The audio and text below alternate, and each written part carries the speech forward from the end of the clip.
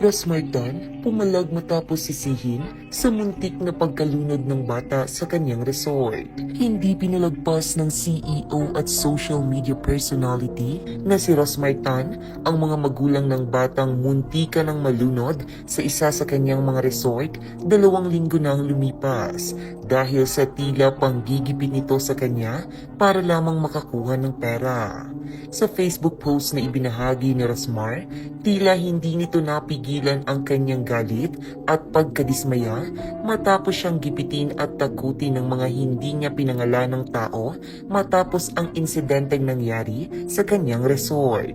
May isang pangyayari raw kasi na naganap sa isa sa kanyang private resort na kung saan may isang bata ang muntik ng malunod. Agad niyang sinisi ng mga magulang ng bata si Rosmar dahil sa kawalan umano ng lifeguard ng kanyang resort.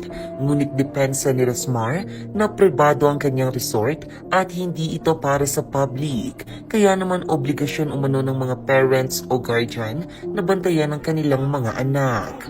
Public swimming pool shall employ at least one certified lifeguard. Public, kapag private, obligasyon niyong mga magulang ang bantayan mga anak niyo. Imagine, bata, hahayaan niyong mag-swimming ng walang bantay, tapos pag muntik malunod, sisisi niyo sa akin? Dagdag pa ni Rosmar na 2 linggo nang lumipas matapos mangyari ang insidente. Agad rin daw siyang nagboluntaryo na sagutin ang lahat ng magiging expenses para sa pagpapagamot ng bata kahit kamuntikan lamang itong malunod. Ngunit tinanggihan daw ito at ang nais raw ng mga magulang ng bata ay ang humingi ng danyos ngayon. Tila may pananakot rin sa parte ni Rosmar dahil binalaan umano siyang may kamag-anak na konsehal ang magulang ng bata. Buong pahayag ni Rosmar, after 2 weeks saka kayo magrereklamo, nirefund ang pera niyo at humingi ako ng pasensya at sinabi ko na akong sasagot lahat ng bills para mapacheck up ang anak niyo. Pero ending, hihingi kayo ng danyos at dapat managot ang dapat managot? Oo, dapat kayo managot kasi pinabayaan yung anak niyong mag-swimming ng walang bantay. Sa lahat ng resort ko, bukod tangi na dyan, puro mukhang pera. Kaloka.